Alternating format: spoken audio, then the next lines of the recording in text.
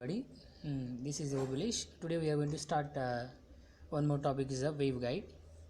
The transmission line cannot propagate high range of frequencies in gigahertz due to skin effect. Waveguides are generally used to propagate microwave signals, and they always operate beyond certain frequency, that is called cutoff frequency. I'll repeat again. Waveguides generally used to propagate microwave signal, and they always operate beyond certain frequency, that is called cutoff frequency. So they behave like as a high pass filter, which allows only high pass filter. High pass filter is nothing but which blocks low frequency signals. It allows only high frequency signals. Next coming to microwave component. In that we have basically 5 important points is available from your syllabus. First one is a microwave resonator, second one is a regulator waveguide cavity resonator, third one is quality factor of cavity resonator, fourth one is factor affecting the quality factor, and last fifth one is microstrip. Coming to first one, microwave resonator. They are used in many applications such as oscillator, filter, frequency meter, tuned amplifiers, and so on. A microwave resonator is a metallic enclosure that confines electromagnetic energy and stores it inside a cavity that determines its equivalent capacitance, inductance, and from the energy dissipated due to finite conductive walls we can determine the equivalent resistance. I'll repeat again. A microwave resonator is a metallic enclosure that confines electromagnetic energy and stores it inside a cavity that determines its equivalent capacitance and inductance. The resonator has finite number of resonating modes, and each mode corresponds to a particular resonant frequency. When the frequency of input signal equals to the resonant frequency, maximum amplitude of a standing wave occur, and the peak energy stored in the electric and magnetic field are calculated. Next one is rectangular waveguide cavity resonator. A resonator can be constructed from closed section of waveguide by shorting both ends, thus forming a closed box, a cavity which stores the electromagnetic energy, and the power can be dissipated in the metallic walls as well as the dielectric medium. This is the expression for resonant frequency of cavity resonator. The mode having lowest resonant frequency is called dominant mode, and the dominant modes are TE and TM. The dominant modes are TE101 and TE110 respectively. Next one is quality factor of cavity resonator. Quality factor Q is equals to 2 pi into maximum energy stored per cycle divided by energy dissipated per cycle. The basic definition of quality factor is defined as the ratio of maximum energy stored per cycle to energy dissipated per cycle.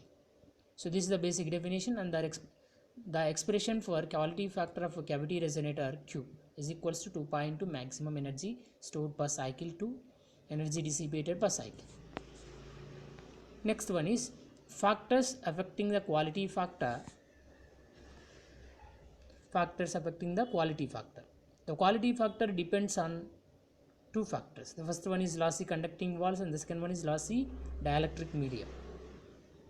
Coming to the first one, lossy conducting wall. The quality factor of a cavity with lossy conducting walls but lossless dielectric medium, that is sigma c, is not equals to infinity and sigma is equals to 0. If the sigma is equals 0, then the lossy conducting wall Q suffix c is equals to 2 omega naught into W suffix c divided by P suffix c. Whereas the omega naught is equals to resonant frequency. W suffix c is equals stored electrical energy. P suffix c is equals to power loss in conducting walls. I'll repeat again. Whereas omega naught is equals to resonant frequency, W suffix c is stored electrical energy, P suffix c is power loss in conducting walls. The second one is lossy dielectric medium. The quality factor of a cavity with a loss dielectric medium but lossless conducting walls, that is sigma suffix c is equals to infinity but sigma is not equals 0. The expression for lossy dielectric medium Q suffix d is equals to 2 omega naught into W suffix c divided by P suffix d. So we already know it. What are the values of your equation? Next, microstrip. Microstrip transmission line is a kind of high grade printed circuit construction consisting of a track of a copper or other conductor on the insulating substrate. There is a backplane on the other side of the insulating substrate formed from similar conductor. Look at end on there is a hot conductor which is the track on the top and a return conductor which is the backplane on the bottom. Microstrip therefore variant of a two-wire transmission line if one solves the electromagnetic equation to find the field distribution. One finds very nearly a completely TEM pattern. This means that there are only a few regions in which there is a component of electric or magnetic field in the direction of wave propagation. There is a picture of these field patterns in T.C. Edwards Foundation for Microstrip Circuit Design Edition 2, page 45. See book list for further bibliography details. The field pattern is commonly referred to as an quasi-TEM pattern. So under some conditions, one has to take account of the effects due to longitudinal fields. An example is geometrical dispersion, where different wave frequencies traveled at different phase velocities and the group and phase velocities are different. The quasi-TEM pattern arises because of the interface between the dielectric substrate and the surrounding air. The electric field lines have a discontinuity in direction at the interfaces.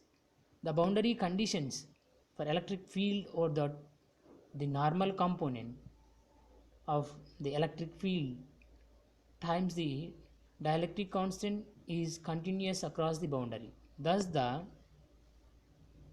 dielectric which may have dielectric constant 10, the electric field suddenly drops to 1/10 of its value in the air.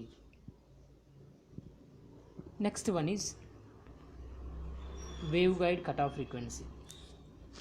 Waveguide cutoff frequency is an essential parameter for any waveguide. It does not propagate signals below this frequency. I'll repeat again, it does not propagate signals below this frequency. It is easy to understand and calculate with our equations. The cutoff frequency is the frequency below which the waveguide will not operate. Accordingly, it is essential that any signal required to pass through the waveguide do not extend close or below the cutoff frequency. The waveguide cutoff frequencies is therefore one of the major specifications associated with any waveguide product.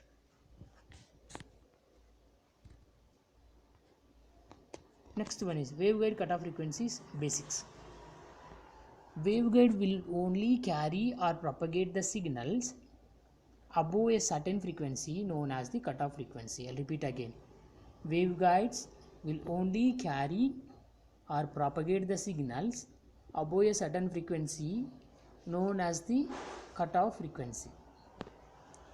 Below this waveguide is not able to carry the signals. The cutoff frequency of a waveguide depends upon its dimension.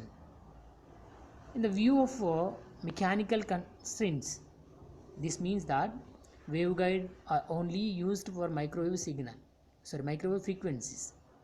Although it is theoretically possible to build waveguide for lower frequencies, the size would not make them visible to contain within normal dimensions and their cost would be prohibitive. As a very rough guide to the dimensions required for a waveguide, the width of the waveguide needs to be of the same order of magnitude as the wavelength of the signal being carried. As a result, there is a number of standard size uses for waveguides as detailed in another page of this tutorial. Also, other form of waveguide may be specifically designed to operate on a given band of frequencies. Next, what is waveguide cutoff frequency? Although the exact mechanism for the cutoff frequency of a waveguide vary according to whether it is rectangular, circular, etc., a good visualization can be gained from the example of a rectangular waveguide. This is also most widely used form. Signals can be progressed along a waveguide using a number of modes. However, the dominant mode is the one of that has the lowest cutoff frequency. For a rectangular waveguide, this is the TE10 mode.